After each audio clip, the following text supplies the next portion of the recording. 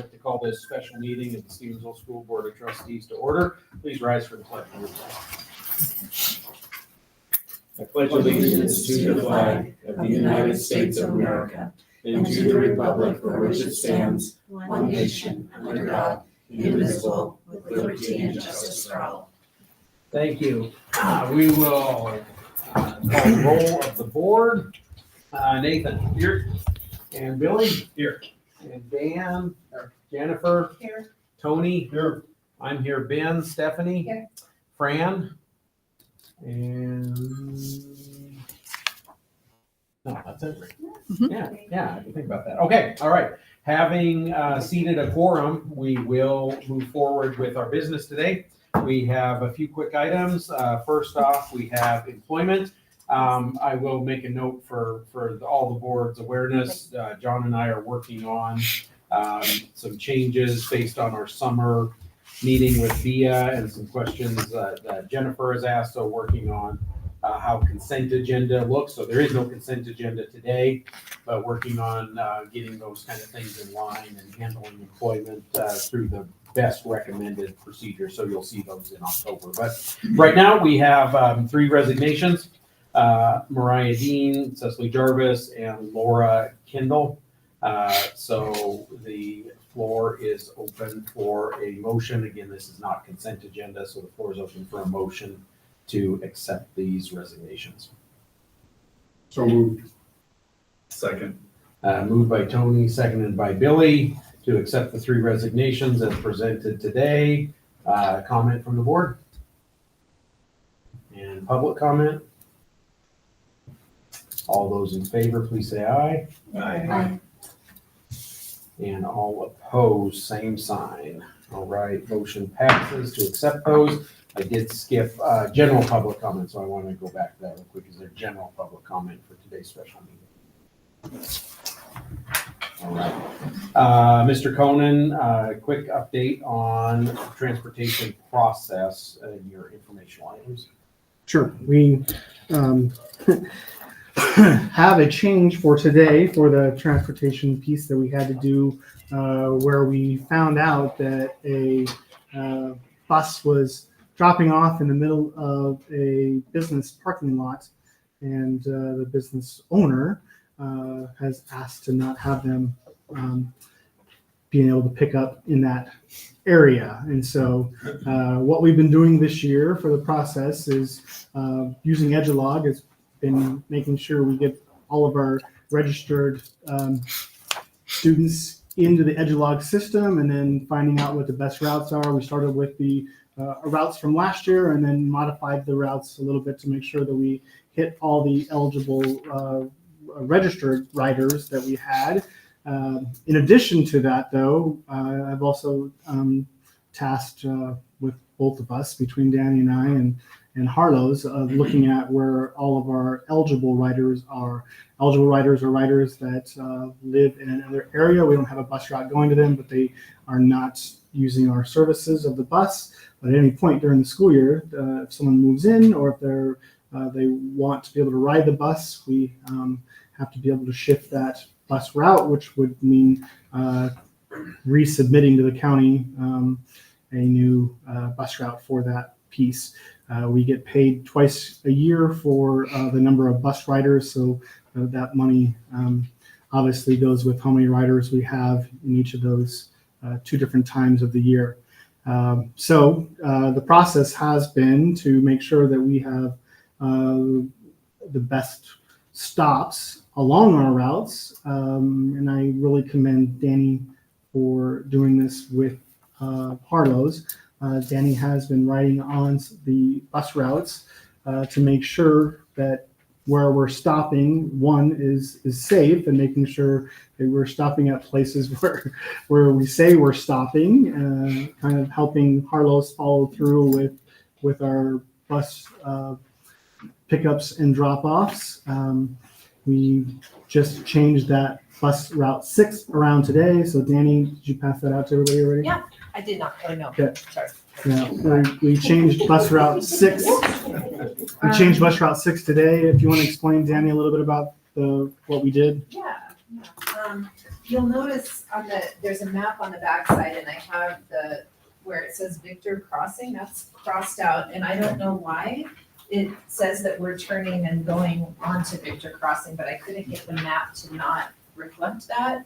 But the directions do not reflect that if you look at the written directions.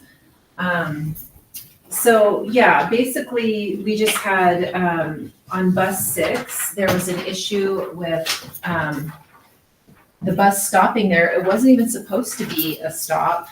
And they just decided, since it had a big parking lot, that would be a good place to turn the bus around, which I get. It's kind of hard to find a good turnaround spot for buses. But the problem was, there was a little country store there. I don't know if you guys want that. Oh, no, I'm good, sorry. But the problem with that is that there were some issues with U-Hauls pulling in and out of there. And that made it a liability, a safety risk. And so this person had been complaining about it, and evidently she was complaining about it last year as well. I don't know anything about that piece of it, but today I went on a field trip with BJ to this place just to kind of see what she was talking about, because I contacted the woman, talked to her, and I said, I need to get there so I can visualize this. So BJ and I went there. And we kind of rerouted it so we would be stopping at the ends of driveways on East Side Highway instead of stopping at this U-Haul place. And so we kind of got out of that business. I called the woman. I said, this is what we planned. Tell me if that's not what you're seeing. Found it. If you're going on East Side, right is Victor Crossing. If you go left, you go into Propane Yard. So that's the turnaround spot, and then they'll come back on East Side Highway. So BJ and I kind of worked that out. I got it remapped. I got it into the system to reflect that. Hopefully our business owner is happy now and feels better. She said she doesn't have, a big part of it was she doesn't have insurance to cover anything like that, right? So that seems to please everybody. I called all the parents of the kids that used that stop at the U-Haul place. They were super happy that we could pick them up at the end of the driveway instead. So that's how we have solved that problem. No, that sounds like a great solution. No, out-of-district kids get on there? No, these are all district kids. That's probably the history of that stop. Mhm. So it was picking up out-of-district, so they would come there, and that was like a pickup place. Because there Oh, wasn't a driveway, but there's none there, there's none there. yeah, these were the kids that were using this stop. One was literally like maybe 100 feet from the U-Haul place, like just down the road. And then one was just down about maybe a quarter of a mile on Lazy Lane. So they could just be dropped. So they Yeah. could just, so Turn it on the wasn't, flashers and drop them off. exactly. Yep. And it was like maybe a half a mile added to the trip. And so instead of them turning around at the U-Haul place, they had to go down about a half a Yeah. mile, turn around at the Propane Yard and come back. So it's not adding a lot. That's that's not a huge bus route anyway, so it shouldn't add too much to it. Sure. So yeah. It must be a Victor Crossing now, with the new bus there, so.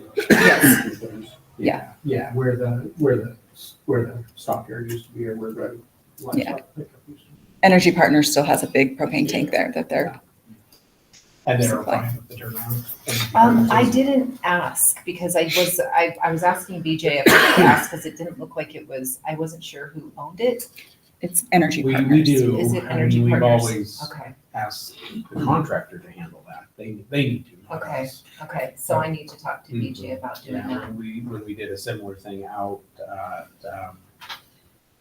close to Frontier Cafe, but not exactly on the turnaround on private. It was Carlos to Okay, contact and say, because it does invite the question, what if there's a foot of snow there? Yeah. And Energy Partners is not plowing at that Yeah. time. Does that mess with our turnaround? Yep. Do we have a backup plan? I'm glad you told me that because that was one thing that BJ and I did talk about because he said, we would have to find out what the plowing situation is like there in the wintertime. So knowing that it's Energy Partners, I can direct him to them Yeah. and just find out but I would imagine if it's a propane place, they probably do have to keep I it would, but plowed, my only concern would be they would have the same answer that Casey Store had. what's that?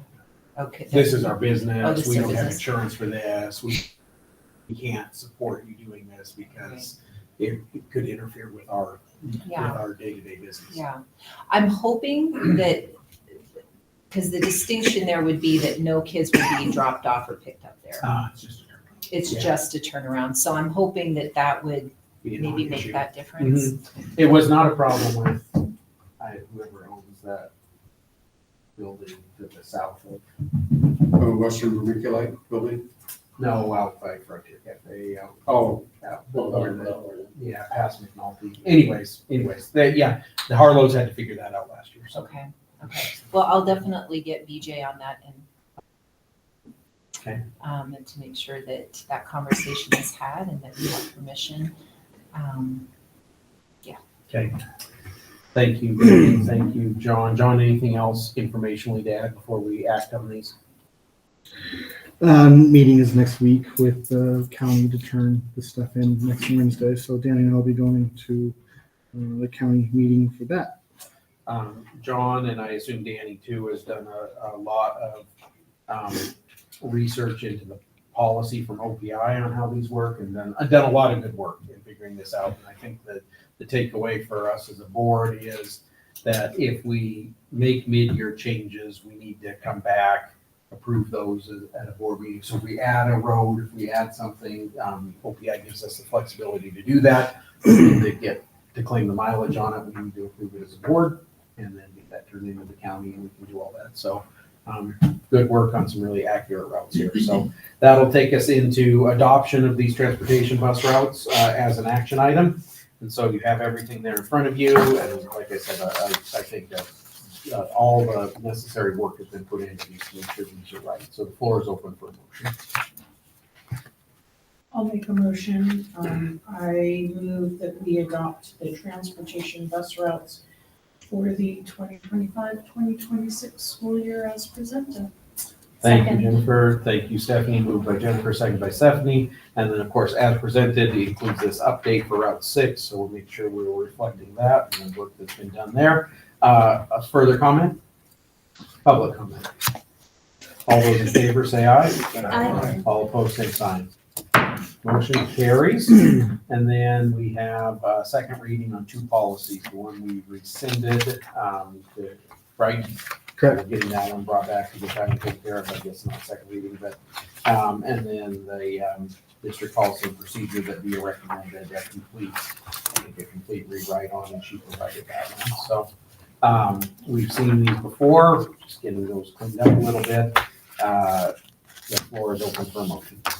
I'll move to adopt policy 1310 and policy 2324 as presented. Second. Moved by Stephanie, second by Billy. Comment and questions on the policies for second reading. Questions and comment from the public? All those in favor, please say aye. Aye. All opposed, same sign. Motion carries. Policies are adopted as presented. Other items of note or announcements, Mr. Coleman? We are meeting today with the high school team to talk a little bit about what the parade is going to look like next Friday. So I'll make sure to update you guys. So if you get contacted, you know what we're coming up with. Obviously, we're talking about safety of the parade and what we're going to do to make sure everyone is safe and still celebrate our kids for homecoming. I saw that Victor posted on their school page on Facebook that they're doing a silent parade this year, which I thought was kind of a cool idea, where the kids will be on their floats, which will be parked, and the community will come and walk the floats, and they'll throw candy at them. I was like, that's different, but kind of a cool way to, Sign of respect. yeah, and then you do a moment of silence perhaps.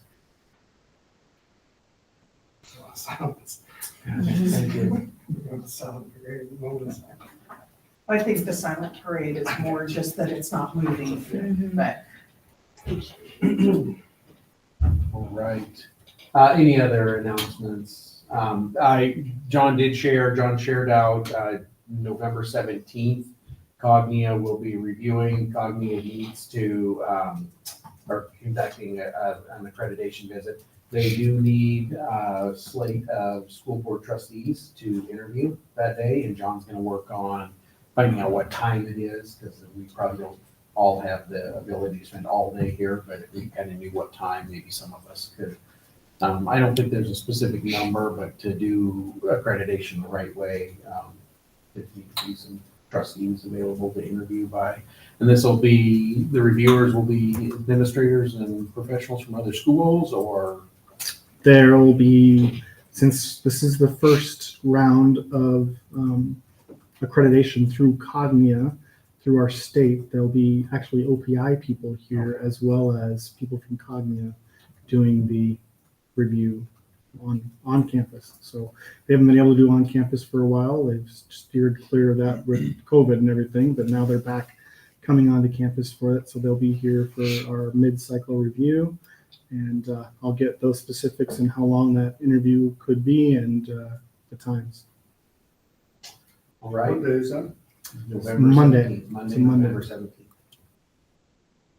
A little ways out, but good for folks to know about. So if there are no other announcements or anything of the order, the floor is open for a motion to adjourn. Billy, seconded by Tony. All those in favor of adjourning, say aye. Aye. All opposed, same sign. 12:33 PM. We stand adjourned. Thanks, guys. Thank Thank you, you. everybody, for coming in. John, Conduct this. did you sound